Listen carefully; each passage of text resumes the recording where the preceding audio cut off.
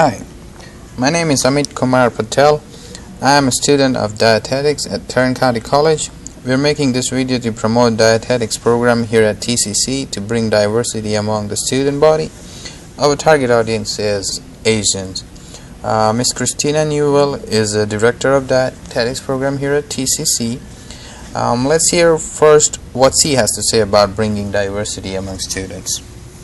Do you feel like you see a lot of Asians in the nutrition field, or? I would say this is definitely an area that needs to have more diversity. Right now, if you're looking at the practitioners in the dietetics area, it's predominantly white female. We need more Asians, we need more male, we need more other cultures in these professions. Because if you're looking at the populations in this country, it's very diverse. You have a big Asian group, you have a big Hispanic group, you have a lot of different cultures in there, and just having white female as a predominantly professional it's not going to work.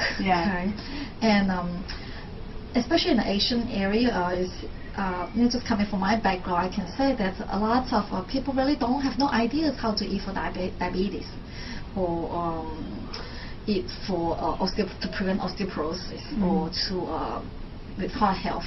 It's just not in that cultural concept to talk about nutrition management for those diseases. You're more talking about prevention, but what happens when you get it, then they don't know how to manage it.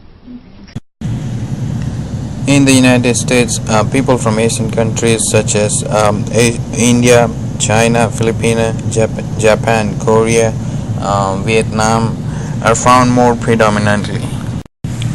First, we started by looking at the numbers of Asians in the United States, and we found some very interesting facts about Asians in the USA. According to Pew Research, the Asian population grew faster than any other racial group in the United States over last decade. Overall, the Asian population grew 43% from 2000 to 2010. That is from 10.2 million to 14.7 million people. That's 4 times faster than the total United States population growth in the same period. Asians have overtaken Hispanics as the largest stream of new immigrants in past decade. Often people from Asia have different type of diet than American diet. Traditional diet of Asians are very widely. Let's now have a closer look at the traditional diet and their food choices. Traditional South Asian diet consists of staples such as rice and bread, eaten with vegetables, beans and pulses, meat or seafood in a curry. It also features a wide range of herbs and spices for flavoring. The foods commonly eaten also vary by season and between those from different regions and religious groups. Wheat products such as noodles or buns are commonly consumed as staples in northern China, while rice is typical for southern China. Chinese dishes are often packed with lots of green leafy vegetables and mushrooms. It also features soy milk and other soy products such as bean curd.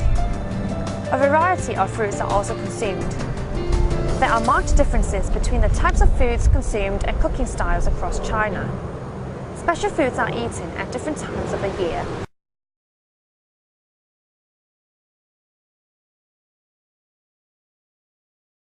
If you use ghee or butter in cooking, and we tend to just pour oil straight from the bottle because that's how recipes have been handed down, but it's far better to measure. Some of the ingredients we use are high in fat, especially saturated fat, but there are foods like paneer which are full fat. It's very difficult to find a low fat alternative for unless you like tofu.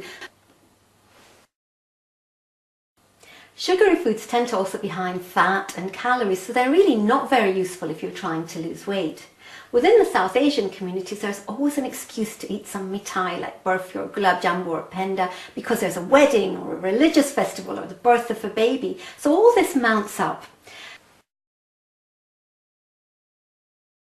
Eating too much salt can make you more at risk of high blood pressure. And when we cook, we tend to pour salt straight from a container.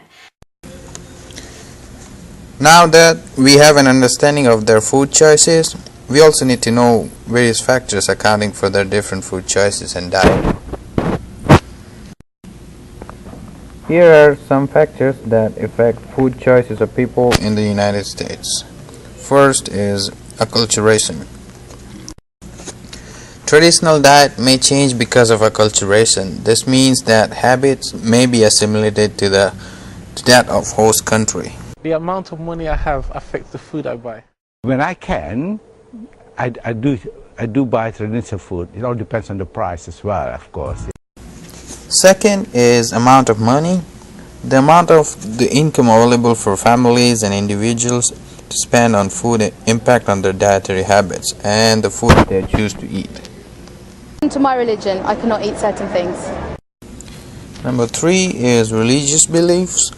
Some ethnic and religious groups are closely related, and dietary habits of some ethnic groups are influenced by some religious beliefs. For example, Hindus do not eat beef because cow is seen as God.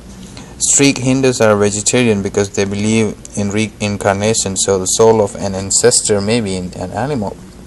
Some foods are completely prohibited, and certain groups may also practice fasting.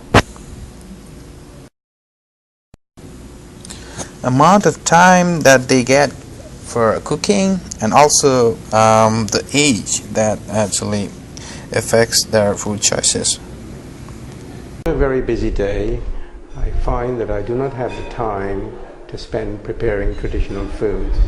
I'd rather have it prepared for me rather quickly so that I can spend more time with my leisure activities, which would be Tai Chi, short mat bowls, or swimming. Lack of time to prepare food or lack of confidence in traditional cooking skills may also encourage less traditional styles of cooking. My children prefer to eat other food more than our traditional food. Looking at the research, studies have shown that some minority ethnic groups are more likely to experience poor health outcomes compared with the mainstream population. People from Asian community, especially men, tend to be more at risk for cardiovascular disease, stroke, obesity than the white population. Also, when you are more overweight, you are at risk of diabetes. Type 2 diabetes is far more common in South Asian community compared to the white population. Asian people are getting diagnosed with diabetes at much younger age, say around 25, compared to the white people who tend to get type 2 diabetes at the age of 40. Iron deficiency anemia is common among Asians, especially among women. When assessing the health of Asians, it's been suggested that obesity cutoff points that defines overweight and obesity should be lower for some Asian groups. Now, it is important to know by Asian groups we mean those that are South Asians and the Chinese. For example, if you are to take two people, one from the Asian group would have higher body fat content compared to the one from the white population, even though they have the same body mass index.